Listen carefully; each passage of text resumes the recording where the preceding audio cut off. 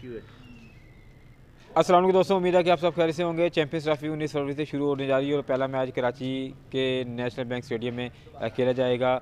पाकिस्तान की जानिब से 15 रुकनी स्क्वाड का ऐलान कर दिया गया है, जिससे काफ़ी तनकीद का निशाना बनाया जा रहा है, ख़ास करके जो फ़हीम अशरफ हैं और इसके अलावा खुशदिल शाह को जो शामिल किया गया है उस पर भी तनकीद की जा रही है।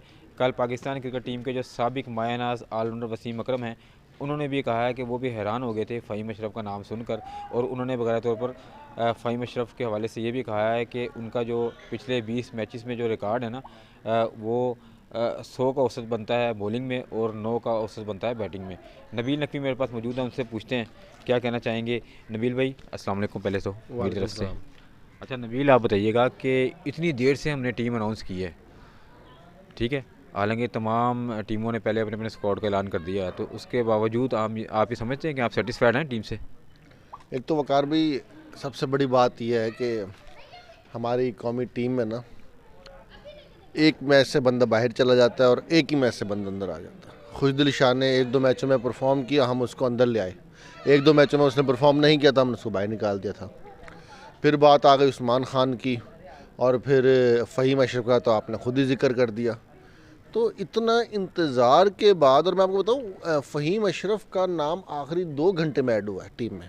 उससे पहले फ़हीम अशरफ ज़ेरे गौर नहीं थे। मुझे समझ नहीं आई कि फ़हीम अशरफ का नाम किसने शामिल किया गया। या तो जो प्रोपेगेंडा सोशल मीडिया पे चल रहा है कि एक हाथ जो उन्होंने मिलाया था, सियासी एंट्री उनकी करार दी जा रही है कि फ़हीम अशरफ को एक हाथ मिलाने पर टीम में शामिल कर लिया गया। फ़हीम अशरफ की जगह मेरा नहीं ख्याल है कि बनती थी। फ़हीम अशरफ के अलावा अगर मैं गलत नहीं हूँ तो फ़हीम अशरफ से बेहतर तो आमिर जमाल था, हसन अली था। हसन अली चैम्पियंस ट्रॉफी का जो तो मैन ऑफ द टूर्नामेंट रहा है और उसने चैम्पियंस ट्रॉफी जिताई थी, और वो कहीं ना कहीं 1-2 विकेटें भी निकाल जाता है।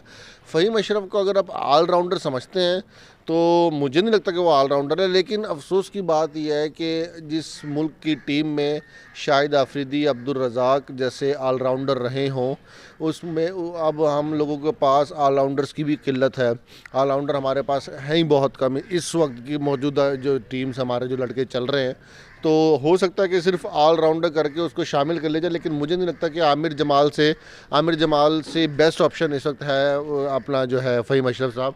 अच्छा, ऑलराउंडर की कैटेगरी में इसको रखा है।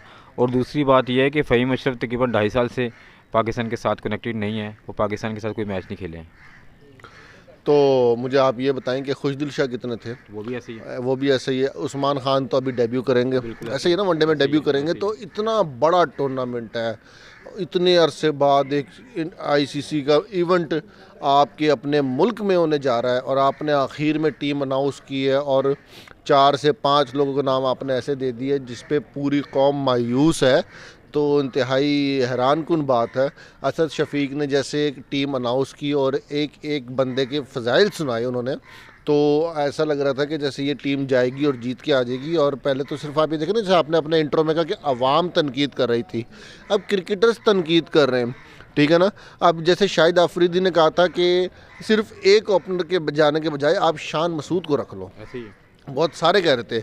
यूनुस खान ने भी शान मसूद का नाम दिया था, ठीक है। अगर आप शर्जील खान को नहीं रखना चाह रहे तो शान मसूद को रख लो। अच्छा नबील, आपने ये बात की है तो मैं भी ये सोच रहा था कि इमामुल हक का नाम भी काफ़ी सजेस्ट किया जा रहा था, तो मेरे ख्याल से अगर इमामुल हक को भी रख लेते तो वो काफ़ी बेहतर होता। और दूसरी बात ये है कि आप क्या कहना चाहेंगे, सबसे बड़ा क्वेश्चन ये है कि तमाम ममालिक की जो टीमें हैं ना, उन्होंने अपने स्क्वाड में स्पिनर्स को ज़्यादा से ज़्यादा शामिल किया है। बदकिस्मती से हमने सिर्फ एक रेगुलर स्पिनर को शामिल किया है, तो इसकी पीछे क्या साइंस होगी? और वो जो रेगुलर स्पिनर है वो भी इतना कोई ख़ास कामयाब नहीं है। आपके जो मैचेस हैं वो 80% मैचेस, बल्कि 90% मैचेस जो है वो पाकिस्तान में ही हैं। अगर हम सेमीफाइनल और फाइनल के दौर के अलावा अगर हम बात करें तो यहाँ पे आपको साजिद ने परफॉर्म करके दिया, मुकीम ने परफॉर्म करके दिया, नुमान ने परफॉर्म करके दिया, इब्रार ने तो इतना परफॉर्म भी नहीं किया था। फिर वही बात आ जाती है ना, फिर हम इन पे शक कर लेते हैं कि यार ये पर्ची है। और आपने एक और का नाम लिया, इमामुल हक का। तो इमामुल हक भी एक चला हुआ कारतूस है जिस पे हमने बहुत डिपेंड किया है। पूरा वर्ल्ड कप हमने उस पर डिपेंड किया। किसी मैच में वो 50-60 अच्छी बॉलों पे कर जाएगा, लेकिन उसने ना अपनी एवरेज सेट की ना स्कोर से किए। तो मेरा नहीं ख्याल कि शर्जील, शान मसूद के अलावा फ़खर जमान के साथ कोई सूटेबल बैट्समैन इस वक्त हमारे पास है। आप देखें, ओपनर तो रिजवान और बाबर आजम भी रहे हैं, लेकिन इस वक्त अगर बाबर दूसरे नंबर पे आता है और रिजवान तीसरे नंबर पे आता है तो ऊपर हमें एक बैट्समैन और चाहिए था। अब अगर आप ओपन इस वक्त बाबर से और से फ़खर जमान से करवा रहे हैं तो फिर नीचे आपके पास कामरान गुलाम है, मिडिल ऑर्डर में आपके कैप्टन साहब आ जाएंगे और उसके बाद सलमान अली आ गए, तो आपकी बैटिंग और थोड़ी सी मेरा ख्याल है कमज़ोर हो गई है। अच्छा, 20 दिन पहले मैंने आपके साथ एक वीडियो बनाई थी, तो आपने ये कहा था कि आपके ख्याल से जो बाबर आजम है ना, वो चैंपियंस ट्रॉफी में ओपनिंग करेंगे। अब विजिबल होती जा रही है तमाम चीज़ें। असद शफीक ने भी ये कहा है कि जो बाबर आजम है वो ओपनिंग कर सकते हैं, तो इसका मतलब है कि तमाम तरह अंडरस्टैंडिंग पहले कर ली गई थी, और तो आपको कैसे मालूम हो गया था? देखिए, और नज़र नहीं आ रहा था क्योंकि साइम अयूब का ज़ख्मी, जिस दिन साइम अयूब हुआ था उसी दिन लोग समझ गए थे कि चैंपियंस ट्रॉफी में साइम अयूब नहीं होगा, ठीक है ना। और देखिए, ठीक है, साइम अयूब ने अपने 1.5 साल उसको खिलाया तो उसने आखिरी 2-3 मैचों में परफॉर्म किया, ठीक है, अच्छी बात है, आहिस्ता आहिस्ता रनिंग में वो आया है, लेकिन इसका मतलब ये नहीं है कि हम साइम अयूब पर डिपेंड करके बैठ जाएं। बाबर आजम हमारे पास एक ऐसा प्लेयर है जो ओपन भी कर सकता है, जिसने दूसरे नंबर पे भी आके परफॉर्म किया, जिसने तीसरे नंबर पे भी आके परफॉर्म किया, ऐसे ही है ना। तो बाबर आजम एक अगर ओपनर नहीं है तो एक खुला ऑप्शन है कि बाबर आजम ही ओपन करेगा। अब T20 में आपका ओपन जो करता था वो बाबर और रिजवान करते थे, यादगार इनिंग्स खेली हैं इन दोनों ने, हाईएस्ट पार्टनरशिप्स इन लोगों की गई हैं, रिकॉर्ड तोड़ गई हैं T20 में, ODI में, तो सेकंड ऑप्शन ही कुछ नहीं था। लेकिन सोचना ये चाहिए था कि आप 15 रुकनी स्क्वाड अनाउंस कर रहे हो तो उसमें आपको देखना चाहिए था कि यार हर तरह की टीम है, हमने इंडिया के खिलाफ भी खेलना है, हमें ऑस्ट्रेलिया के खिलाफ भी खेला जा सकता है, न्यूजीलैंड के खिलाफ भी खेलना है, तो कम से कम आपको ठीक 2 ओपनर्स रखने चाहिए थे, चाहे आप बाबर से ओपन करवा लेते।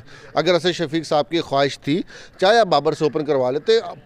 मुझे नहीं, पूरी कौम को ये यकीन है कि बाबर जिस नंबर में भी आएगा, अगर उसका दिन हुआ तो पूरा मैच वन सिंगल हैंडल ले जाएगा।